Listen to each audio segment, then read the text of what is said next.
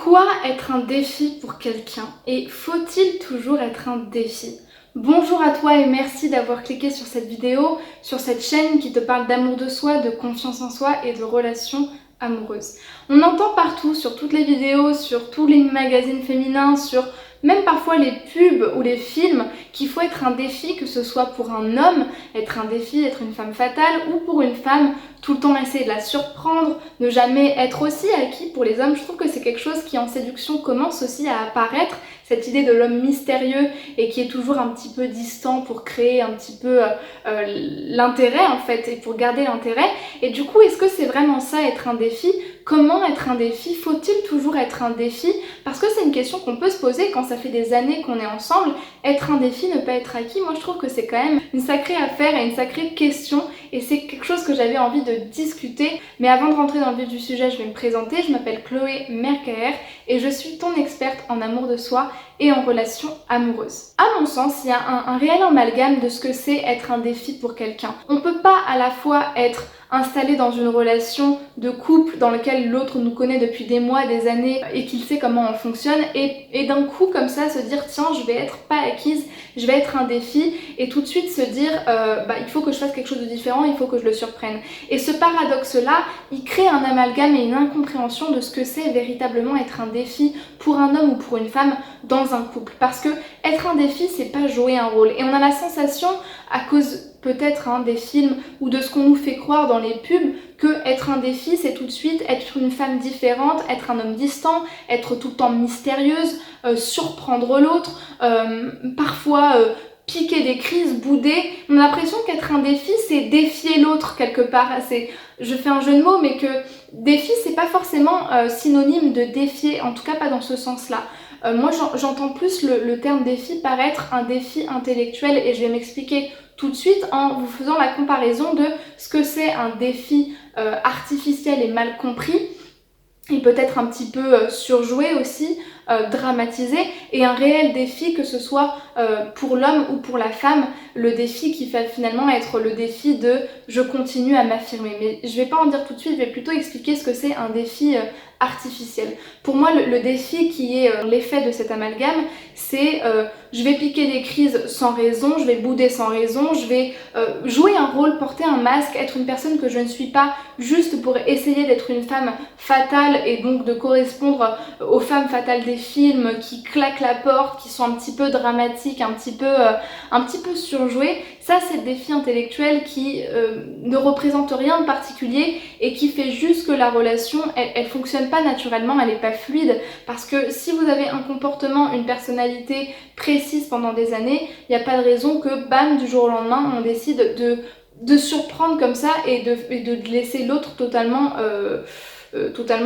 dubitatif sur la raison de pourquoi vous êtes comme ça. Je pense que ça peut juste créer des frictions dans le couple, et l'autre ne va juste pas comprendre pourquoi vous, tout d'un coup, vous agissez totalement différent. Ça n'a ni queue ni tête. Alors que le réel défi, je pense, et c'est ça en fait qui est sous-entendu et qu'on essaye d'encourager les gens à faire dans le couple, être un défi pour quelqu'un, continuer à le challenger, c'est continuer en fait à oser s'affirmer, oser dire quels sont ses besoins, ne pas se contenter de ce que l'autre veut nous apporter et qui ne nous convient pas. Pour moi, être un défi, c'est pas simplement bouder ou piquer des crises de nerfs, mais savoir s'affirmer quand c'est important, savoir dire avec moi tu ne te comportes pas comme ça parce que moi je n'accepte pas ce comportement-là.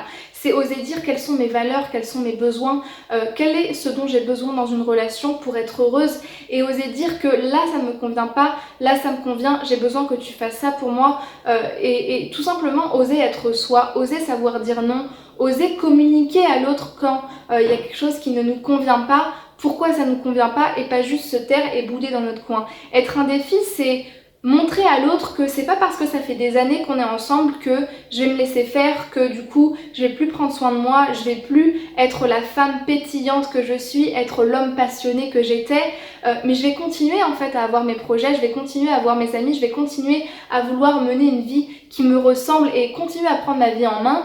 Et c'est ça en fait être un défi pour quelqu'un, c'est de se rendre compte que sa femme ou son homme ne va pas juste avec les années se laisser aller et ne plus se prendre en main, mais se rendre compte que bah tiens, ma femme, les hommes la regardent, ou mon homme plaît aux femmes, il intéresse d'autres femmes, et du coup c'est aussi C'est aussi un défi dans le sens où on se dit mais tiens, c'est pas parce que ça fait des années qu'il s'affirme plus ou qu'il prend plus soin de lui ou que quelque part il est plus cet homme que j'avais rencontré avant. Donc en fait ce qu'il faut comprendre par être un défi, et finalement c'est ça ma réponse à la question, c'est que être un défi pour un homme ou pour une femme, c'est surtout continuer à oser s'affirmer. C'est ça le vrai défi, c'est oser savoir dire non. C'est tout ce que je viens d'expliquer précédemment dans la vidéo, et c'est pas forcément essayer de correspondre à un rôle, essayer de jouer la femme fatale mais qui ne nous correspond pas. Le contraire du défi, c'est de vouloir être quelqu'un d'autre qu'on n'est pas, juste parce qu'on a l'impression que en jouant un rôle on va paraître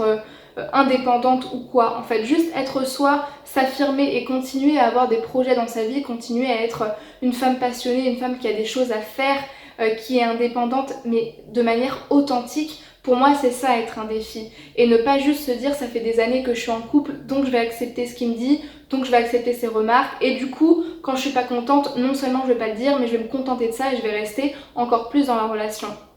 Si vous n'êtes pas satisfaite et que l'autre n'écoute pas vos besoins, partez, vous êtes encore jeune, vous êtes toujours jeune. Ne vous laissez pas de côté avec les années en fait, et continuez toujours d'affirmer vos besoins, parce que peu importe l'âge qu'on a, c'est ce qui est vraiment important et c'est ce qui va nous permettre de rester alignés. Donc voilà ce que je voulais te dire dans cette vidéo. J'attends vraiment tes retours et que tu me dises par commentaire qu'est-ce que tu as pensé. Est-ce que finalement ça a cassé cette image que tu avais du défi et qui était un petit peu compliqué peut-être aussi à relever, parce que pas vraiment authentique, pas vraiment faisable en fait. C'est pas quelque chose qu'on peut mettre en pratique, de jouer un rôle et d'essayer d'être quelqu'un qu'on n'est pas. Mais dis-moi aussi si finalement ça t'a encore plus convaincu dans l'idée de t'affirmer et de continuer à être une personne qui s'écoute et qui écoute ses besoins et qui les communique. Laisse-moi un pouce bleu si tu as aimé mon contenu. N'hésite pas à t'abonner à la chaîne pour recevoir toutes les prochaines vidéos. En tout cas, merci d'avoir regardé cette vidéo jusqu'à la fin. Sache que tu peux bénéficier d'un appel expert gratuit, un entretien téléphonique dans lequel tu vas recevoir des conseils personnalisés de ma part par rapport à ta problématique. Et pour ce faire, il suffit que tu réserves ton entretien en cliquant sur le lien qui est en description de la vidéo. C'est une offre limitée. Il est temps pour moi de te dire au revoir et à très vite pour de prochaines vidéos de conseils.